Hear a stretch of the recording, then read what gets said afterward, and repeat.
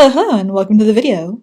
In this video I am going to attempt to draw myself in a variety of styles, specifically 3 that you might recognize and 1 that doesn't actually exist. And I will fail a lot. If that sounds like something you're interested in watching, continue on. At the end of each attempt at drawing, I am going to, reflect on what I did. Both the good and the bad, of which there is plenty. So, I hope you enjoy. Let's get into it.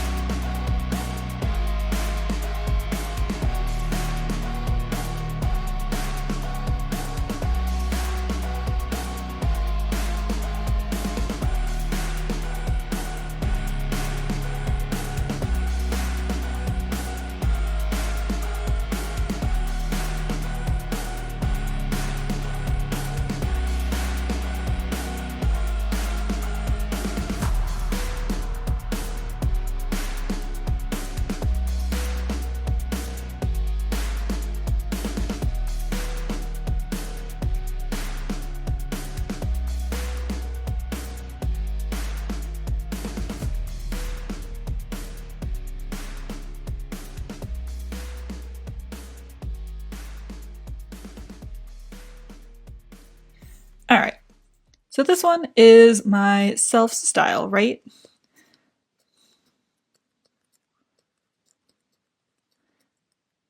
In heavy quotation marks. And that's simply because I do not draw a lot of people. Really, ever. I don't particularly enjoy it, even though I have had classes to learn how to do it. It's not something that inspires me a great deal. And it is not something that I fully understand or have a strong understanding of, I suppose. So self-style is heavily quotated here because I don't actually have a style. This is just what I did in the moment based off of the reference that I was working from. So it's kind of a self-style. That's at least what we're going to claim it as. But that's not to say everything about this is awful. There are, in fact, some pros to what I am seeing. I actually do enjoy the hair, mainly the highlights and the texture that I'm able to get through this section in particular. I also really like the contrasting line art. That's not how you spell contrasting, is it?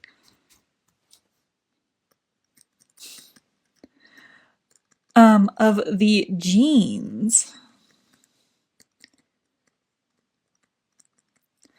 Very specifically, this whole section. I think it really makes the fact that this fabric is dark stand out, while still giving a clear sense of the line work and language going on here. Language? Details? Illustration? Something along those lines. But I do like that aspect. I also overall like all of the texture. All of the texture was done by overlaying images to various degrees to kind of imply a lot more texture than I would have been able to draw myself. And I do like that, especially here on the jeans. I like the marbling there. I like that on the shirt. It makes it look softer. And it does make the skin look more interesting, even if it is more subtle. Though I don't really see a whole lot in this shirt, possibly because of the pattern, possibly because I didn't use that much. It doesn't really matter. And I sort of like the eyes. Sort of. The reason I'm saying sort of is because I do like it when I look at this area here. However, I'm not at this moment able to pinpoint why I like it. Possibly because of the way I did the highlights, possibly because it's just the most familiar way I draw eyes. I'm not sure, but I do like it. So let's move on to the cons of what we're looking at right now.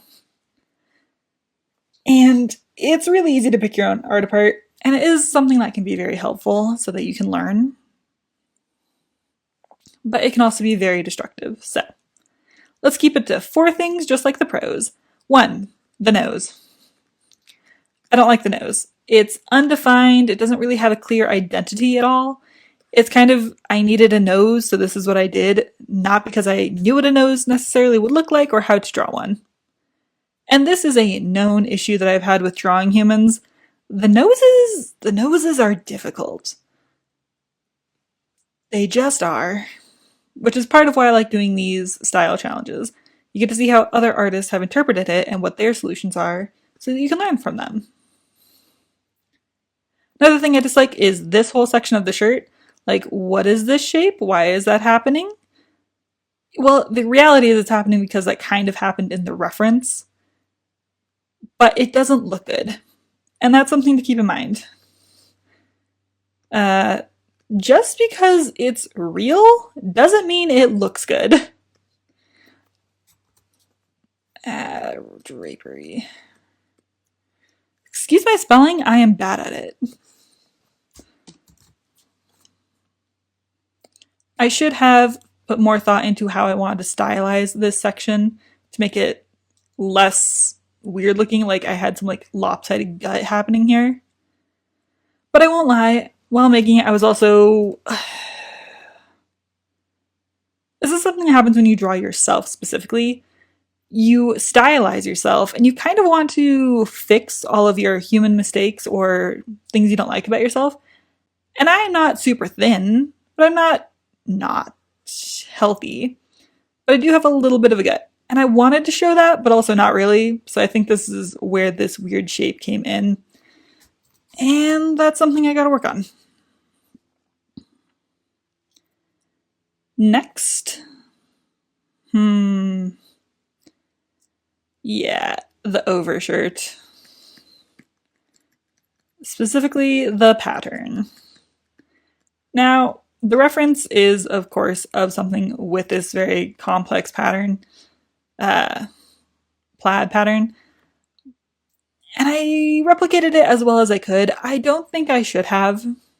I think I should have tried to stylize it more because this is just overwhelming. There's far too many lines doing far too many things all over the place. They're all thin and small, and it's very distracting. It's no good. I should have simplified it quite a bit, I think. Ack. Don't move, screen. Stop moving. There we go. And the last one. It is overall too similar in values.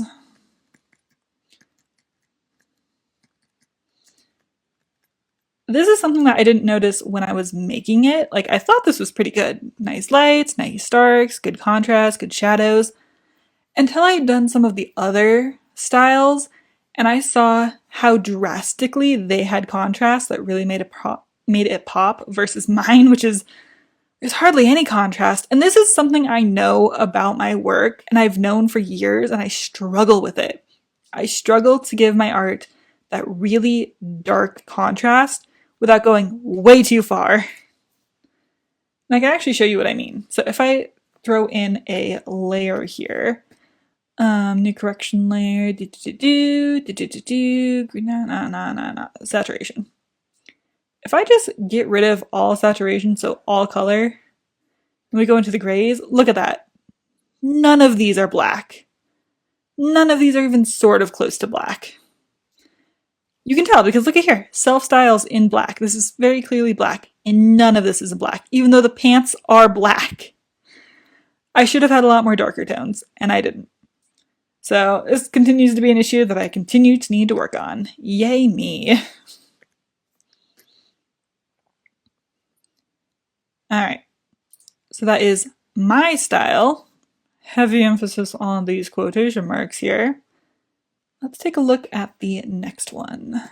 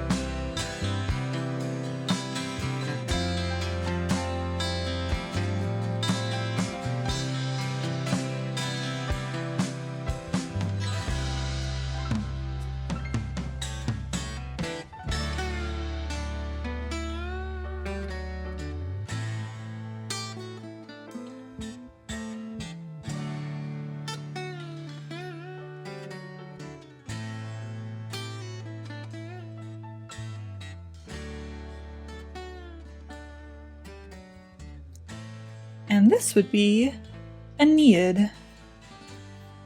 If you don't know what Aeneid is, here's a good reminder that this is not for children, because Aeneid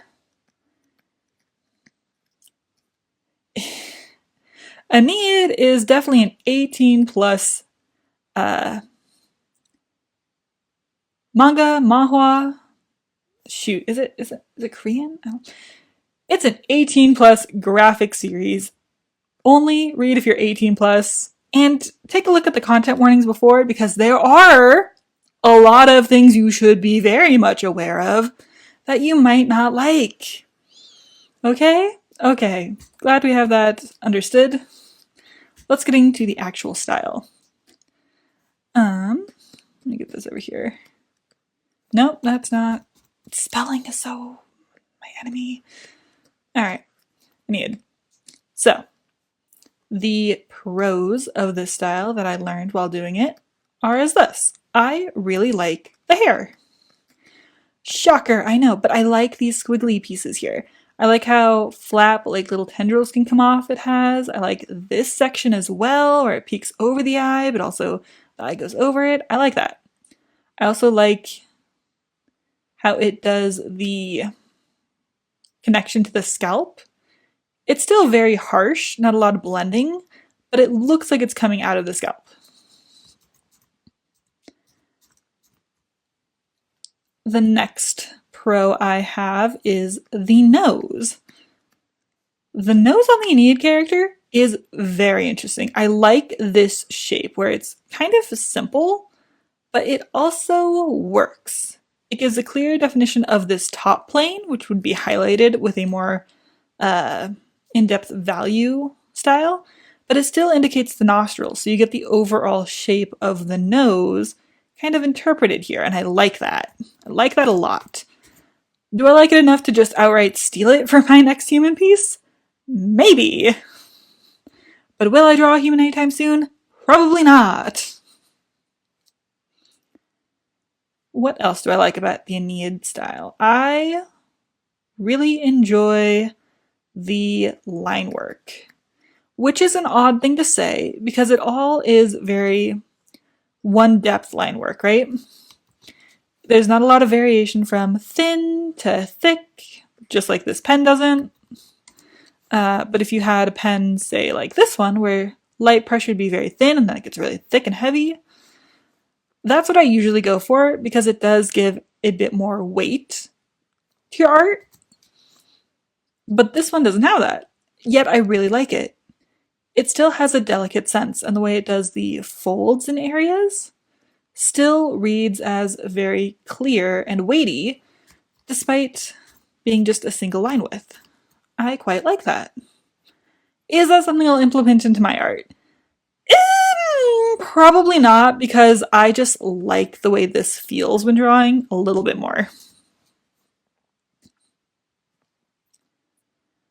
I also like the pattern, how simple the pattern is, which if you read the source material, you'll know there's not, well, there is. It's set in a time period where heavily patterned fabric isn't going to happen a whole lot, but that doesn't mean there isn't a lot of adornment. So I did kind of have to interpret a few things, but I do like how simple it is, but it still reads as the pattern. It still has the flow across the body that the lines have, but it's not nearly as distracting as the one that I did just out of my mind. And I also really like the mouth. I have always liked these mouths that are just like a dark top lip with a colored bottom lip. And I actually think I kept that from the Kim Possible series where they do that. But Enid does it really well as well, because they actually keep a lot of the shape of the mouth intact with theirs by giving it that sort of elongated M shape with a very nice curve on the bottom lip. It's just very satisfying to look at. And now the cons. This is, well, by cons, I don't mean I have problems with the style. It's more along the lines of things that I really like in the style, but are not likely going to transition into my own attempts to make art. And those would be the hands. I like these hands. They look good. They're just a little bit too detailed in ways that don't gel with how I like to draw hands, especially when you consider the knuckles. Like, there's just a lot of extra detail happening here. You got the little bit of the nail and the finger shape and all that, which does look like a finger.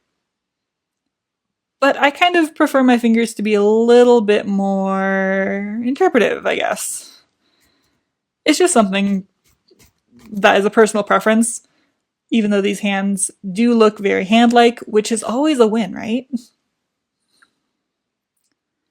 And the value system, or the shading system. This clearly uses cell shading, which is just having like one block of things. There's no highlights. And that might be the thing that's getting me the most, is that there's no highlights, which makes everything look a little bit too flat for me, even though it also looks good. And the values are also very similar to the base color of things, which works in the style, but is just a little bit too flat for me, I think. Other cons,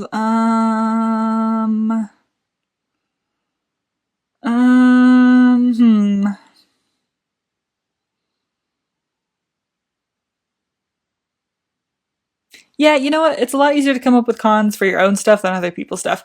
So I think that's it. Once again, Enid is 18 plus. Do not read if you're under 18, okay? Okay, moving on.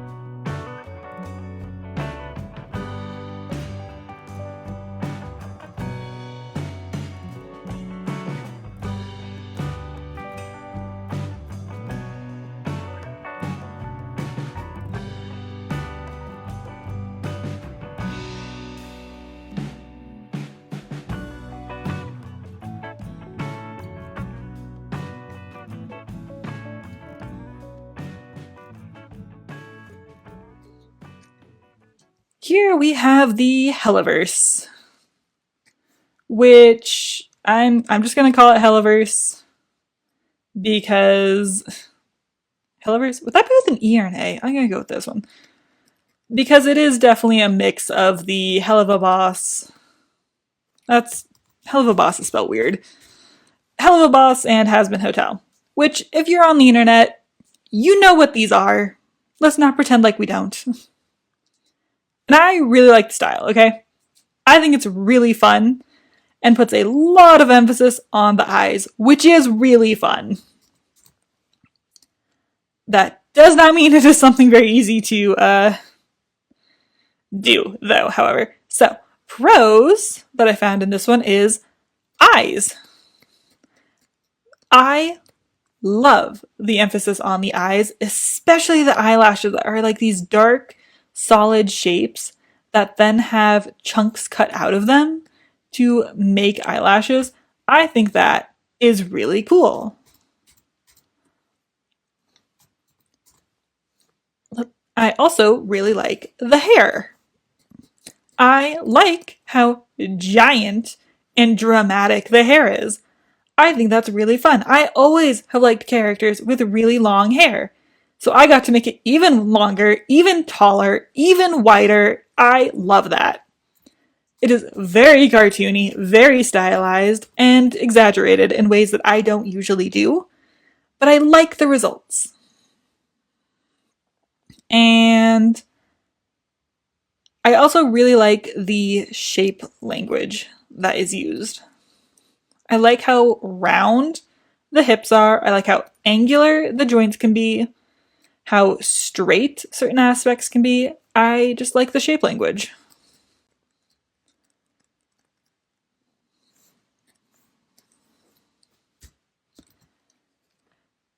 Though I will say, trying to figure out how to draw this character, me, in this style was difficult because you had to find the humans, and the humans are. If you start studying the background of certain episodes, you realize how simplified the humans end up being in certain ways. That does not make it easy to essentially do a whole character design. But then if you look at, like, if I was doing a hell version, this would have been so much easier. Because you could do almost anything you want with that. But I am not dead. I am, in fact, alive, so I had to go with a human. And this is what we got. And just to gush about the eyes a little bit more, I really like that they kind of go off of the head. Is that this style is not afraid to make it so you know exactly what the focal point is, and it's the eyes. It's always the eyes, and you will see them even if they have a bunch of hair, even if their head is tiny, you are going to see those eyes. That is really cool. I really like that. Now then, on to the cons. The cons. This is going to be specifically for the human situation. The head shape. It is very pointy in the chin and seems to be fairly regulated to a lot of similar shapes for the human looking characters specifically. Obviously, the angels and the demons, wild, absolutely wild designs and are amazing. But the humans, especially the female humans, tend to have similar-ish head shapes. Not that it's a bad head shape, it's a good head shape, it just lacks likeness for me to me. And this is a very janky drawing of a sharp chin, my goodness. The hands. I don't dislike the hands, I think they are really good, but having them go so pointy is just a little bit too extreme for me. Even though the flow of these shapes is nice, it's just a little bit too much for me, I think. And what else?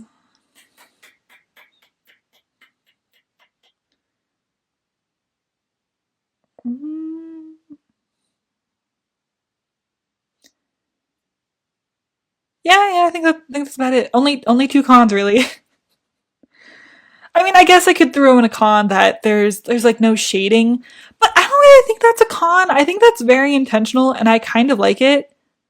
It's not, well, maybe like here. I think I would naturally choose to make this area darker, just to get a little bit more depth behind the hair.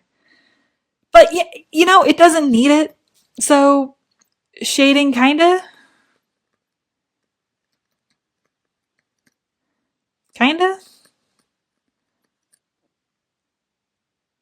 Eh. Once again, not real cons, just things for myself to take as notes when drawing in the future for myself.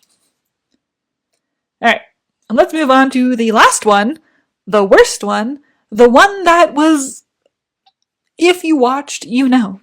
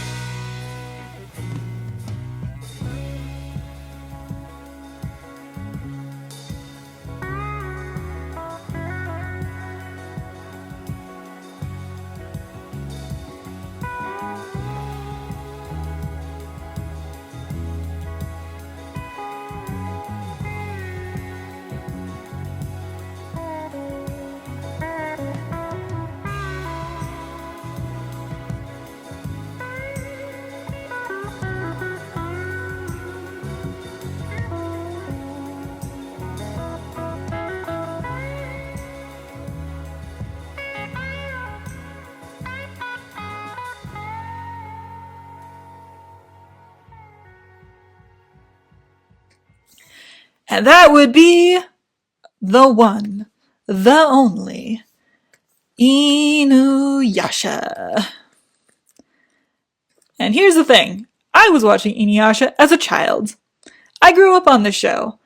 I can't say I've seen every single episode, but I have seen probably almost all of them. And yes, I did try to watch Yashihime. The choices they made with that show, I do not understand. I will always, always stand firm that Rin is Sesshomaru's adopted daughter, nothing else. I will not accept any other relationship. Okay. Now moving on to the actual art. Oh man, this one has so much. So let's start with the pros. There is a lot of contrast of the values. that is a good thing. Like, there are really dark tones in the hair, on the body. Like, this style is not afraid to make things black. Black, black, black, and white, white, white. It really makes it pop and makes things pretty clear. When I was trying to find references for this, so often I would find characters that their whole body was essentially black and the highlights showed the color because that's just how they were doing it. And that is really cool, and it's not something I've necessarily noticed a whole lot with the things. So that is really cool. The hair. The hair. I do like the stylization of the hair.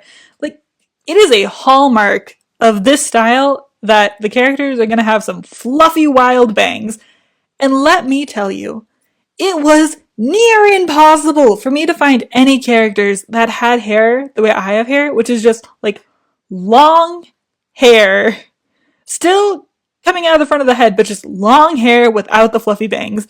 It was pretty much impossible, hence why I added some. It did not look right without it. But this show, if you want character designs of like almost anything, you can find it in this show. There are so many cool character designs that show up for one, maybe 2 episodes and never again, and yet the level of detail is astounding. Oh my god. Oh my god. If you have not seen this show, watch it. You will have at least 10 favorite character designs by the end of it, I swear. It's so good. Stop moving the canvas. Okay. It's so good. Other pros for this particular drawing. Yeah,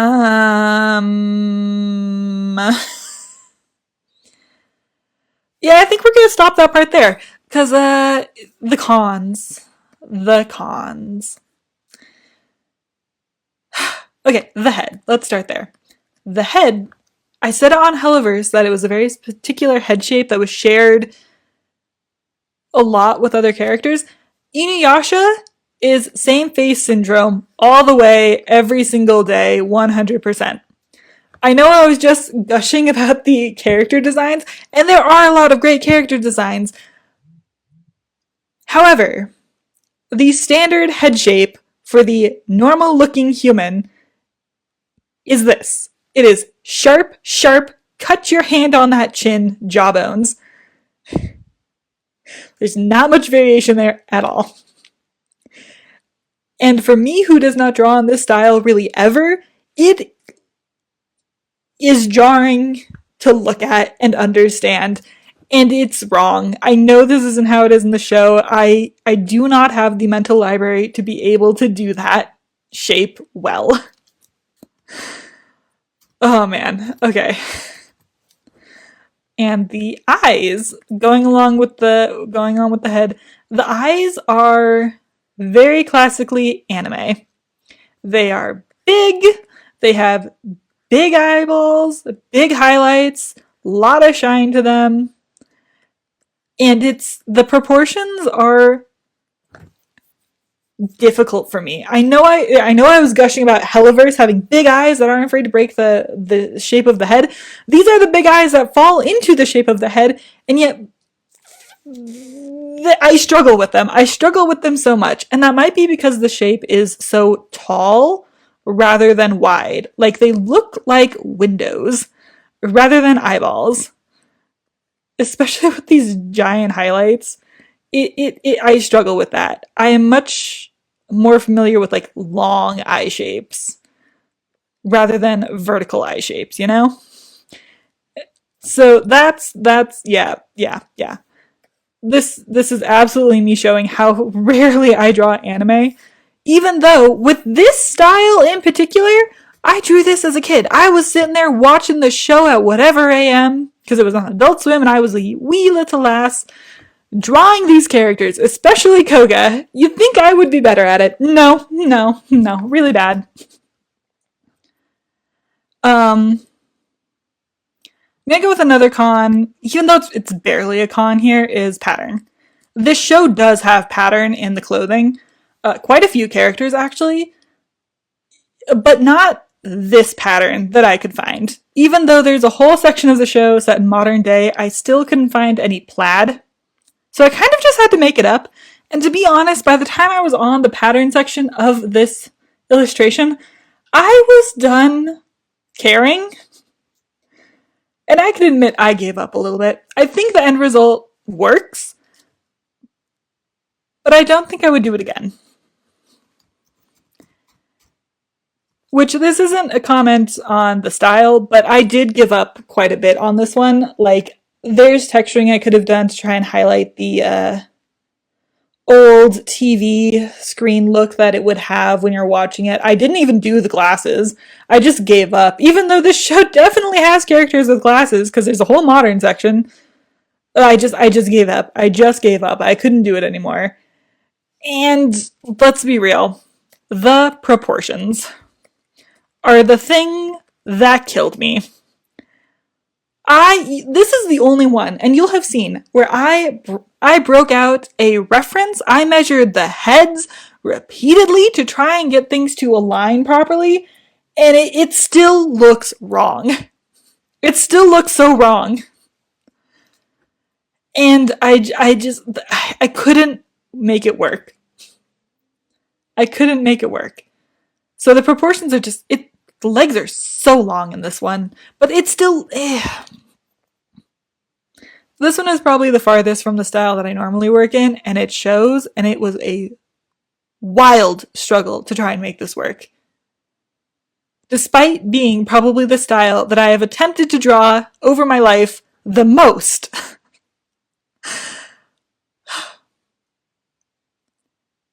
But, you know, you gotta try and you gotta fail sometimes. Also the eyebrows.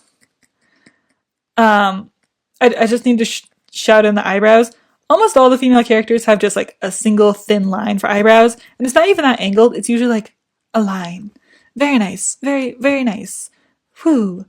I think my eyebrow shape is kind of an important part of capturing likeness, hence why I think this character also doesn't look anything like me. So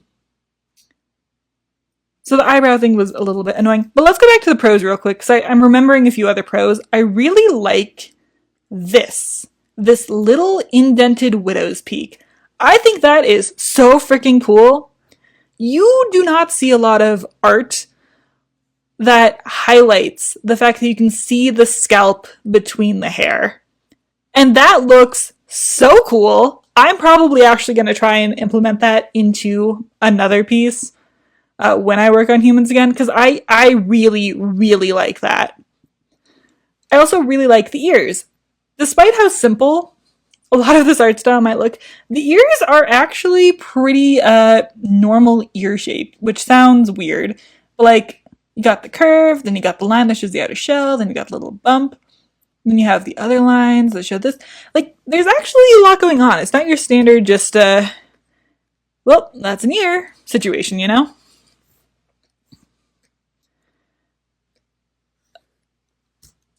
All that is to say, I really love Inuyasha. It is a great show. I struggle to watch it as an adult, not because it's bad, but because it's so long. It's so long. And I, like everyone else on the internet, my attention span is really short these days. It's very sad. But this style challenges me so much. But I also have a lot to learn from it. Anyway, that is those 4 styles. I hope you enjoyed this video. It was a good art exercise, and I recommend doing it. If not because you want to improve as art, but just to draw yourself, because guess what? It makes you see a lot of your unique features in a very new light, and usually a much more positive one. Alright, well that's the end of the video. I hope you enjoyed. Have a good day. Bye!